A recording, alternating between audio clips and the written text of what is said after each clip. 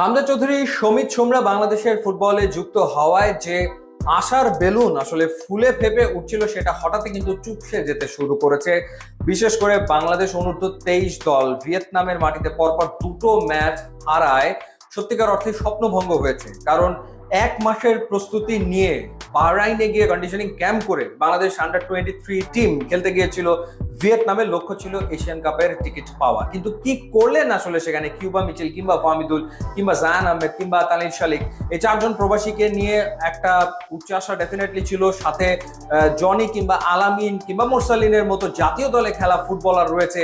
বাংলাদেশ স্বপ্ন দেখছিল যে এশিয়ান কাপে খেলার যোগ্যতা অনূর্ধ্ব 23 দল অর্জন করে নেবে। কিন্তু কিসের কি, প্রথম ম্যাচে ভিয়েতনামের বিপক্ষে তো বাংলাদেশ কোনো রকমের দাঁড়াতেই পারেনি, 2-0 গোলে হেরেছে। গোল আরো বেশি খেতে পারতো। আর ইয়েমেনের বিপক্ষে শেষ মুহূর্ত পর্যন্ত লড়াই করেছে, কিন্তু শেষ মুহূর্তে গিয়ে গোল খেয়েছে। 1-0 গোলে হেরেছে ঠিকই, কিন্তু বাংলাদেশ গোটা ম্যাচে আসলে কতগুলো গোলের চান্স ক্রিয়েট করতে পেরেছে। মোরসালিন একটা লং ডিস্টেন্স শট নিয়েছিল, সেটা ছাড়া আসলে আর কোথায় কি, কোথায় বিল্ড আপ ফুটবল, কোথায় ক্রিয়েটিভ মিডফিল্ড, কোথায় আসলে পাসিং এর বিউটি, কোথায় আসলে ড্রিবলিং, কোনো কিছুই তো কারোর চোখে পড়লো না। মানে কোনো একজন পার্টিকুলার ফুটবলের কোনো একটা মুভ, ওভারঅল কোনো একটা বিল্ড আপ যেটা দেখে ভালো লাগবে সেরকম কোনো কিছু আসলে ছিল না।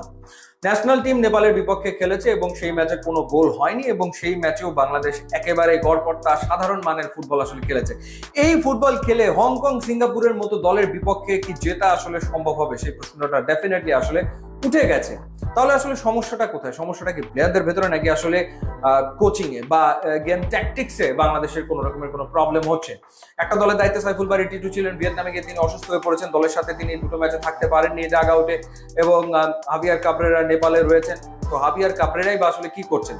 যেটা আমরা বুঝতে পারছিলাম যে এই আন্ডার 23 টিম থেকে অনেকেই আসলে ন্যাশনাল টিমে যোগ দিয়ে তারা মাঠে নামবেন হংকং কিংবা পরবর্তীতে সিঙ্গাপুর ইন্ডিয়ার বিপক্ষে, কিন্তু তাদের যে পারফরমেন্স আমরা দেখলাম সেটা ভীষণ রকম হতাশা।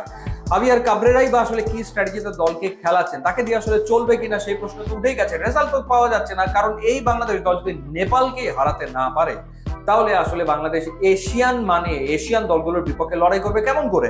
এরপরে এই আন্ডার 23 টিম নিয়ে যখন আমরা কথা বলেছি তখন বলেছি ডেফিনেটলি এখানে খুব ভালো মানের কোচ দেওয়াটা দরকার। মেয়েদের টিমের সাফল্য এনে দিয়েছেন বাটলার। তো ওরকম একজন কোচ যদি দেওয়া যেত আন্ডার 23 টিমকে, তাহলে এই টিমটা হয়তো আর একটু ভালো ফুটবল খেলতে পারতো, ইউ নেভার নো। তো সেই জায়গাটাতে সেটা আসলে করেনি বাফুফে, এবং ন্যাশনাল টিমের ক্ষেত্রে হাভিয়ার কাবরেরার ওপরই আস্থা রেখে চলেছে, কিন্তু রেজাল্ট আসছে না। রেজাল্ট যদি না আসে তাহলে হামজা চৌধুরী এবং সমিত সোম আসার ফলে ফুটবল নিয়ে যে উৎসাহ উন্মাদনা তৈরি হয়েছিল বাংলাদেশের ফুটবল প্রেমীদের ভেতরে, সেটা কিন্তু বাফুফের ধরে রাখাটা বিরাট মুশকিল হয়ে যাবে। কারণ বাংলাদেশ রেজাল্ট চায়, মানুষ পজিটিভ রেজাল্ট দেখতে চায়, কিন্তু সেটা তো হচ্ছে না কোনোভাবেই। সুতরাং বাফুফেকে এখনই ভাবতে হবে যে টিমগুলোকে তারা আসলে কিভাবে পরিচালনা করবে, কোন কোচদের এনে কোন কোচিং ইউনিট তৈরি করে টিমগুলোকে সামনের দিনে অপারেট করা হবে। ইউটিউব ইনস্টাগ্রাম লিঙ্ক দেওয়া আছে, আপনারা যোগ দিলে খুবই খুশি হবে। Thanks for watching.